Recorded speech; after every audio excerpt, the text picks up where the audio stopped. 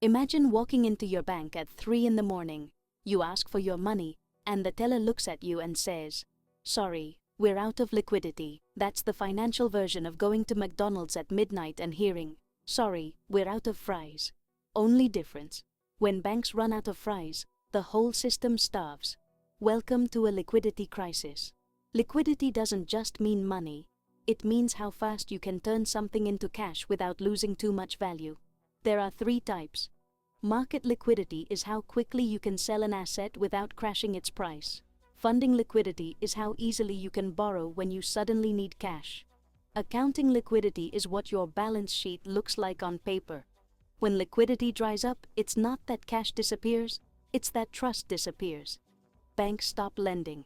Investors stop buying. Everyone clings to their money like it's oxygen on Mars. It always starts small. A minor bank misses a payment. A hedge fund takes on too much leverage. A government shutdown freezes spending. Then fear spreads. Banks start hoarding cash. Investors sell whatever they can. Prices drop, losses appear, and everyone sells even more. Economists call it a balance sheet spiral. I call it a financial panic with a PhD. Here's what's happening right now. US banks borrowed over $15 billion from the Federal Reserve's standing repo facility in just 48 hours, the highest since the COVID lockdowns. That's a warning sign. The repo rate, which is the cost of borrowing cash overnight, jumped above 4.3%. When the overnight market panics, it means someone's short on cash. The Fed says liquidity is tight. Banks say everything's fine. Spoiler alert: when there's confusion, panic usually wins. Regional banks like Zions and Western Alliance are posting losses tied to commercial loans, the same kind of weakness that cracked the system in 2008. And gold just hit an all-time high. Investors are running to safety. When liquidity fades, the signs are obvious. Overnight borrowing rates explode.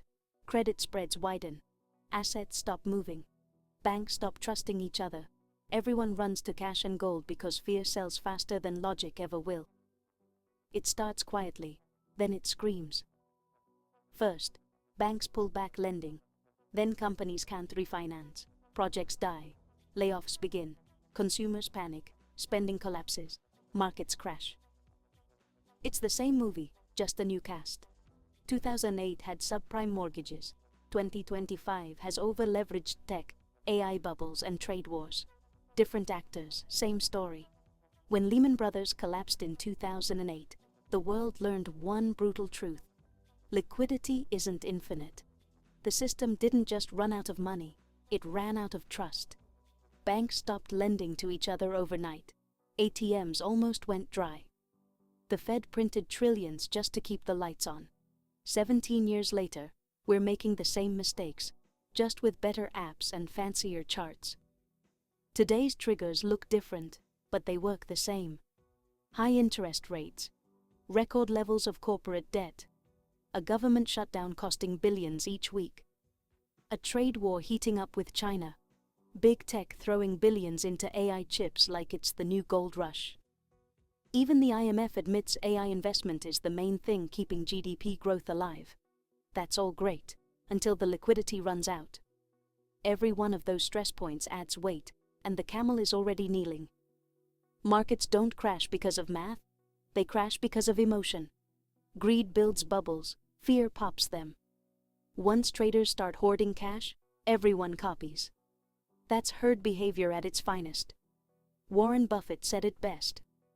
Only when the tide goes out do you discover who's been swimming naked. Right now, the waterline is falling fast. Liquidity crises don't stay in Wall Street spreadsheets. They hit your paycheck. When credit tightens, companies stop hiring. They start layoffs. Car loans get harder. Mortgage rates rise. Small businesses lose access to credit. Then your boss says, "We're cutting costs." That's when you realize finance isn't just numbers. It's the oxygen that keeps the economy breathing. So, how do you survive the squeeze? Keep a cash buffer that covers at least 3 to 6 months of expenses. Cut short-term debt. those variable rate loans can turn into nightmares overnight. Diversify your assets. Don't fall in love with a single stock or shiny metal.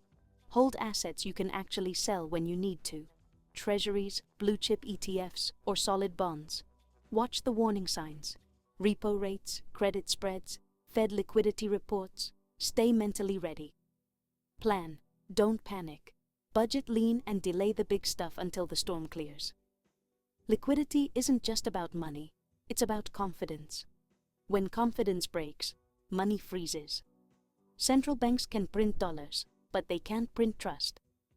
That's why every generation faces its own liquidity crunch. Too much leverage, too little margin for error. But here's the paradox.